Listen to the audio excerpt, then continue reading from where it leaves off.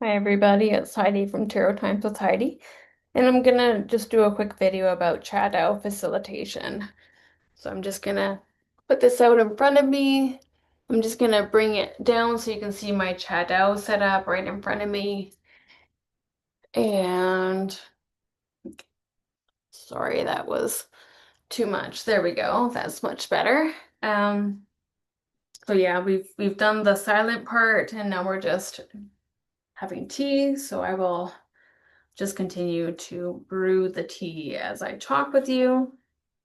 But basically, shadow facilitation. So traditionally speaking, when someone sits down to do shadow with you, you're not talking. But what I found personally is that whenever you invite someone to a tea ceremony, they will have their own impulses in tea ceremony. So I always find it helpful to go over a bit of an intro before they sit down, no matter if this person has sat with you a million times before in shadow, and obviously they know it, everyone needs a refresher.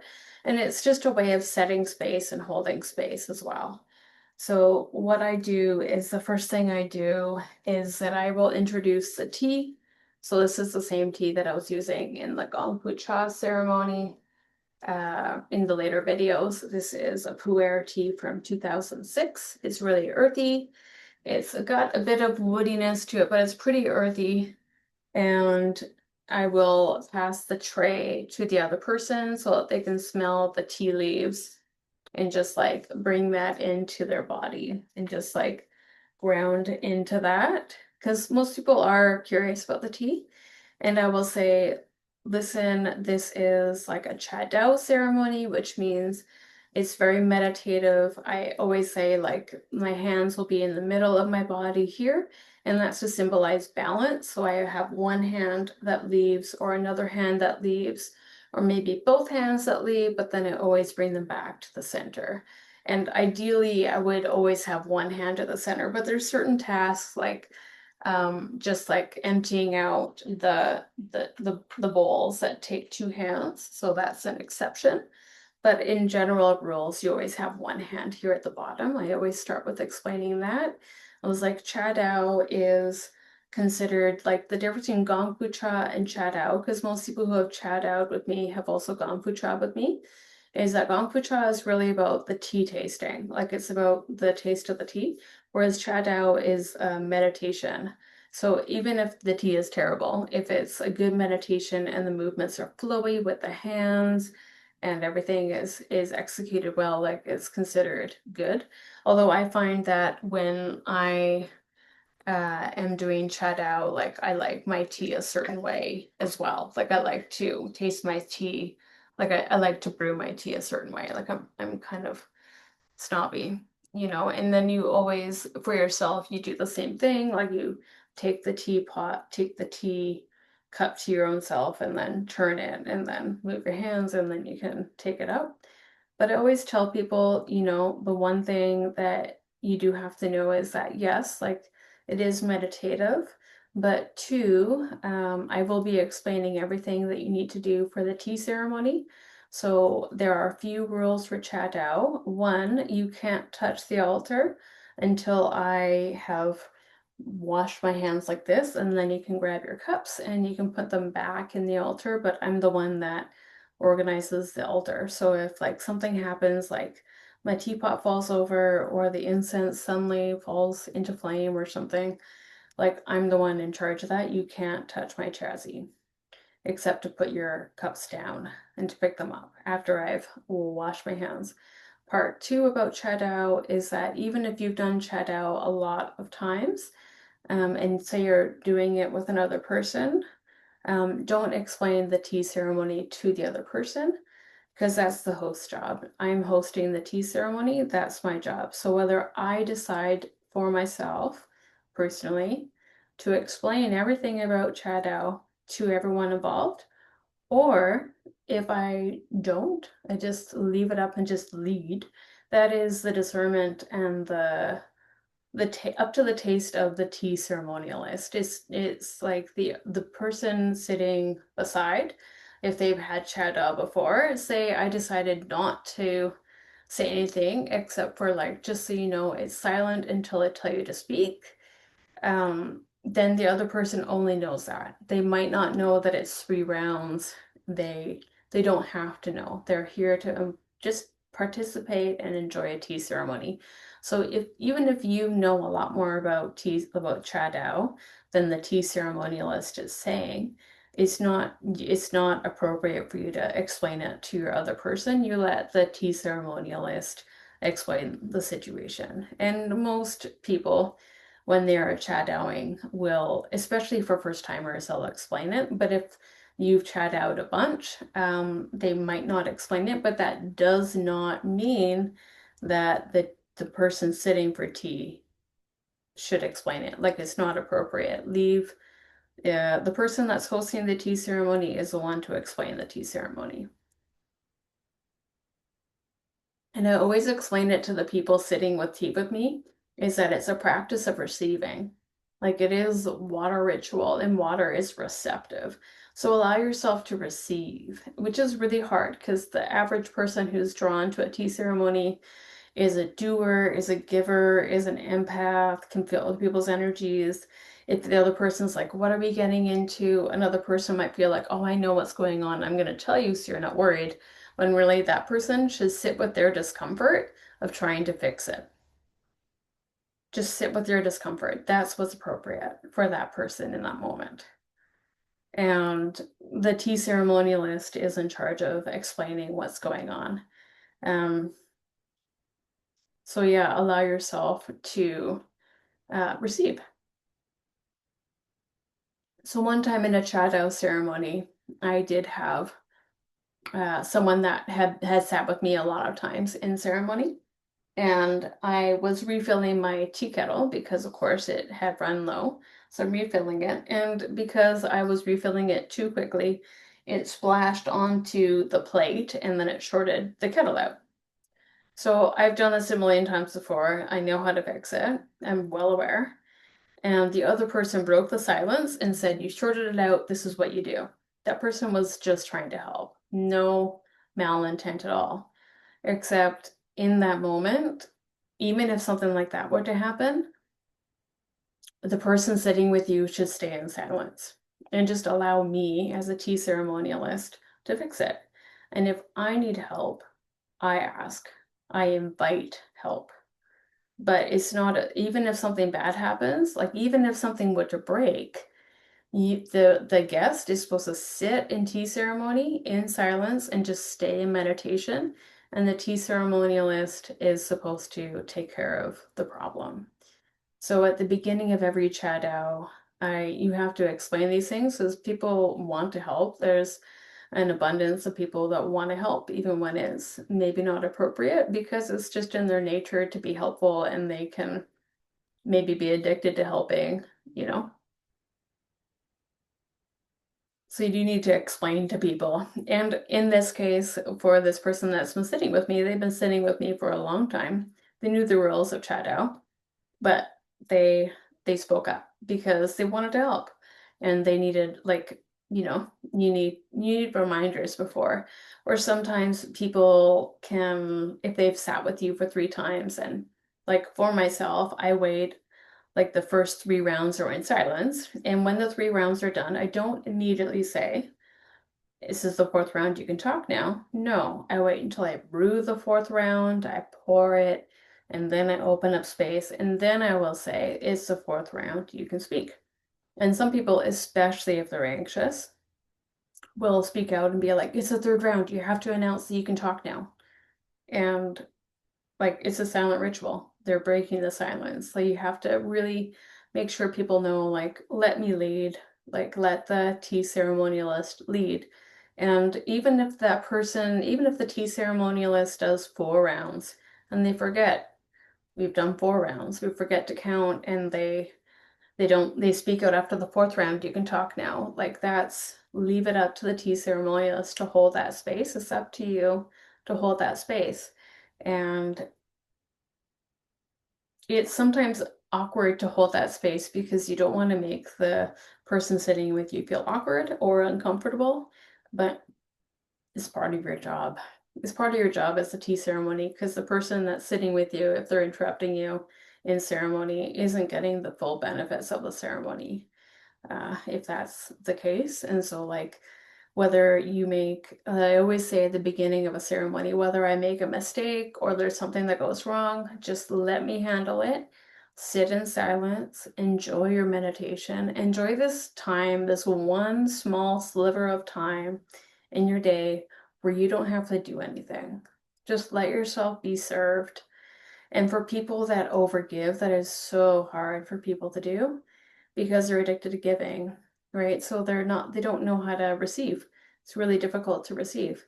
So this is a good sitting in Chadao or sitting in any tea ceremony is really good for people like that because they learn how to receive.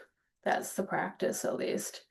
So that's some of the Chadao facilitation.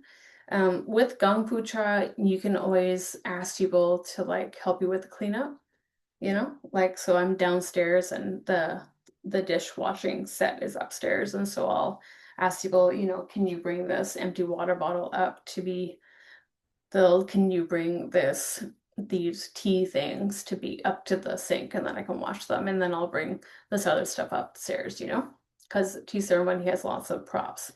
But with Cha Dao, you clean up everything at the end and it's part of your meditation.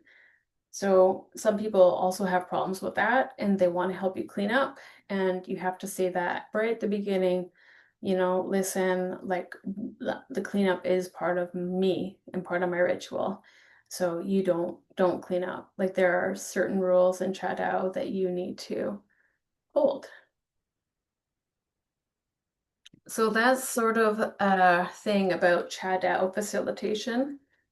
And it can be awkward to do because you don't want to hurt anyone's feelings. I know that was pretty much my reasoning. I didn't want to hurt anyone's feelings, and people were trying to help out because they just wanted to help out, and there's nothing wrong with that.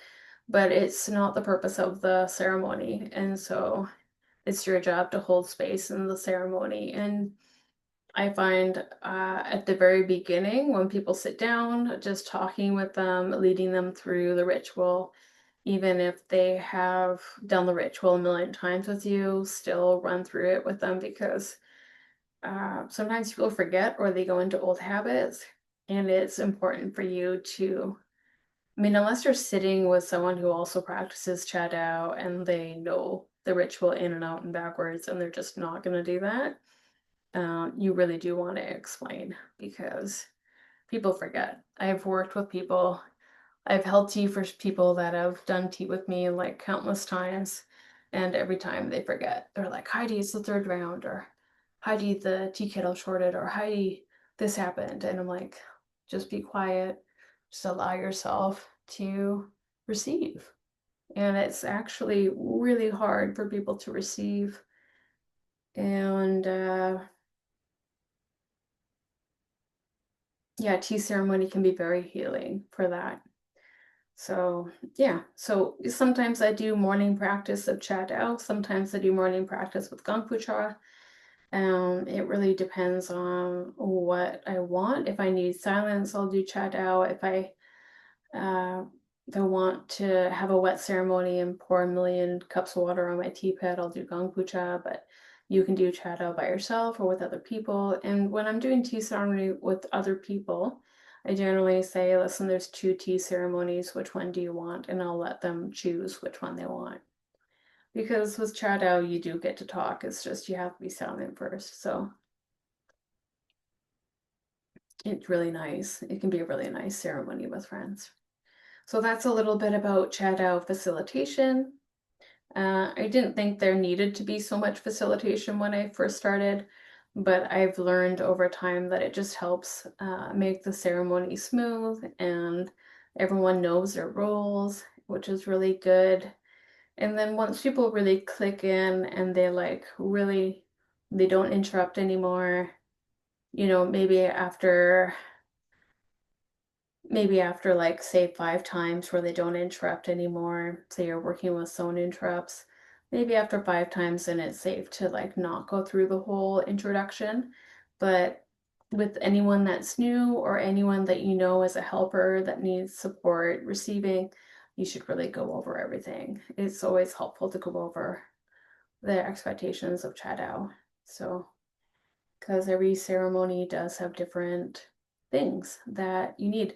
And I even explained the incense. I'm like, I'm gonna light the incense, I'm gonna put it in front. Because one time, like, I was doing tea ceremony with one person who like just intuitively knew to blow it out. So I always just, whenever I just assumed that everyone would know that. And one time I put it in front of this other person and she didn't know that she should blow it out, so she got anxious actually. So then I put it in front of the other person who knew to blow it out, and they blew it out right away, and I put it down. So at the beginning, I always say that too. I was like, listen, when I light my incense, I'm gonna put it in front of you, and that's an invitation for you to blow it out. And I always say, everything on the chassis, you want to look with your eyes. They're meant for your interest, for you to have objects of meditation, but you're not going to pick up the object of interest. Like, no one's going to pick this up. Like, they're not allowed to touch what's on my chassis. And that's another reason you say, like, what you don't touch the chassis, because otherwise people are going to think, oh, that's a cool thing. I want to pick it up. I'm going to be quiet, but I'm going to quietly pick it up. And that's again, like you have to spell out the expectations because yeah, it's like assumptions, right? Assumptions make an ass out of you and me. That's what my dad used to always say. And you really want to give whoever's in ceremony with you like informed consent so they know what they're committing to. And like a Chadao ceremony, if you're doing a quick one, it'll take half an hour. But if you're doing lots of brews until the tea is really weak, you can do it for up to 2 hours. Like I've done Chadao ceremonies for an hour and a half, 2 hours, and had a great time. But I've also done Chadao ceremonies where the person I'm sitting with only wants to do like 5 rounds, 4 rounds, 5 rounds, and that's it's it every you're gonna change ceremony to everyone that's different. And so what I do personally with my chat out facilitation is at the beginning I'll say like, listen, when you have had enough tea, just finish the teacup that you have and then put it upside down on the chassis. And then I will continue, if I want to continue to have tea ceremony, I'll continue to drink and pour tea ceremony for myself. um, and if and if you want, you can excuse yourself, just say thank you and then leave, and then I can continue doing tea ceremony by myself, or we can decide that we want it to end when at the same time for both of us. And that's something that I've done both ways. I've done it where when one person is done, we're all done. I've done it where one person is done and then there was like another person in ceremony that really wanted to continue. So we continued. And then I've also done it where there was just two people and I wanted to continue after they were done and they wanted to leave. So they excuse themselves. They don't just leave, they excuse themselves, which I mean, by the time they want to leave, it's a talking ceremony. Like they can't leave in the quiet part. Like they have to like leave in the talking part and they can say thank you and then leave. And then you can continue on doing your own facilitation for yourself afterwards. So that's up to you. And those are all things to spell out at the beginning when people are sitting down to have tea with you. You can spell that out as well. And in general, people really appreciate, sometimes people can be like, oh, just do it already. But the thing is that a lot of people don't understand or know all the ins and outs. And so it's up to you to make it clear so that it can go smooth. Yeah.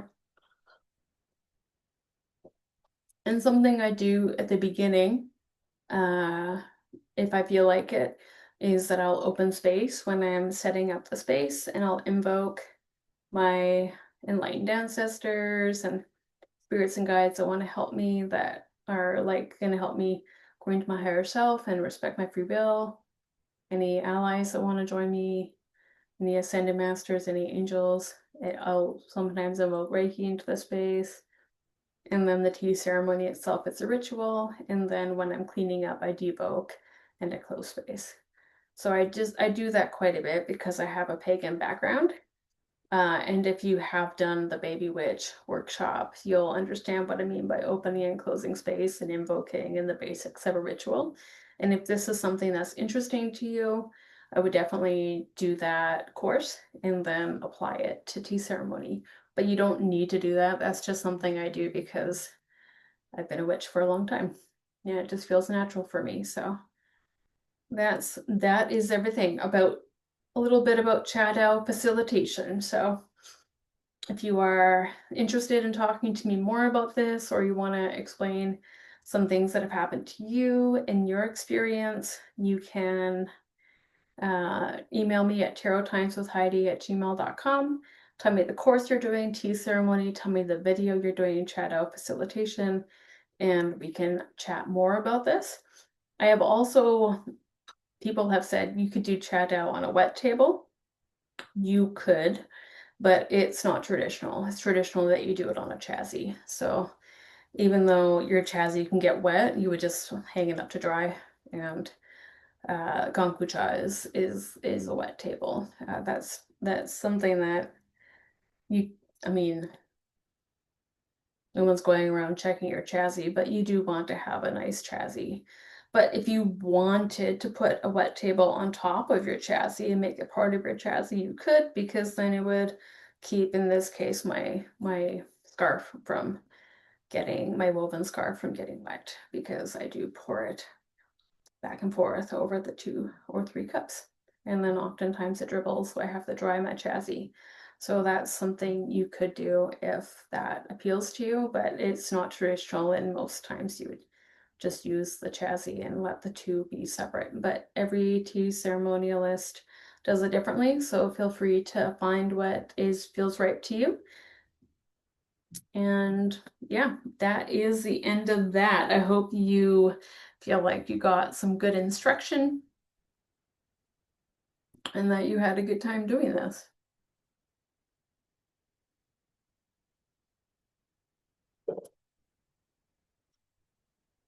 All right, have a good day. Bye, everyone.